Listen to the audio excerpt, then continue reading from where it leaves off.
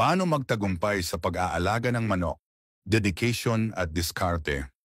Ang pag-aalaga ng manok ay hindi lang basta pagpapakain at pagpaparami. Ito ay isang responsibilidad na nangangailangan ng tamang kaalaman, diskarte, at walang sawang dedication. Hindi lahat ng breeders ay nagtatagumpay.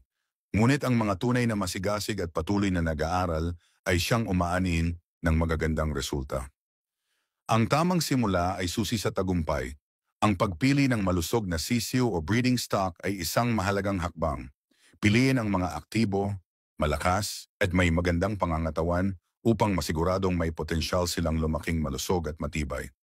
Ang mahinang simula ay maaaring humantong sa mas maraming hamon sa hinaharap. Mahalaga rin ang maayos na kapaligiran para sa mga alaga. Ang malinis, maaliwalas, at ligtas na kulungan ay nakakatulong upang maiwasan ang sakit at stress sa mga manok. Ang isang masikip o maruming kulungan ay nagdadala ng sakit at maaaring magresulta sa pagbagsak ng kalidad ng iyong inaalagaan.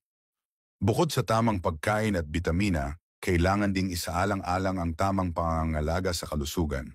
Ang regular na pagbabakuna, maagang pagtukoy ng sintomas ng sakit, at tamang gamutan ay makakatulong upang mapanatili ang sigla at tibay ng iyong mga alaga. Hindi sapat ang pag-aalaga sa pisikal nilang anyo. Ang kanilang kalusugan ang pinakamahalaga. Sa huli, ang tunay na tagumpay sa pag-aalaga ng manok ay hindi lang nasusukat sa dami ng iyong alaga kundi sa kalidad at kasiyahan na naidudulot nito sa iyo. Ang pagiging masipag, matiyaga, at bukas sa patuloy na pag-aaral ay magdadala sa iyo sa isang matagumpay at pangmatagalang pag-aalaga ng manok.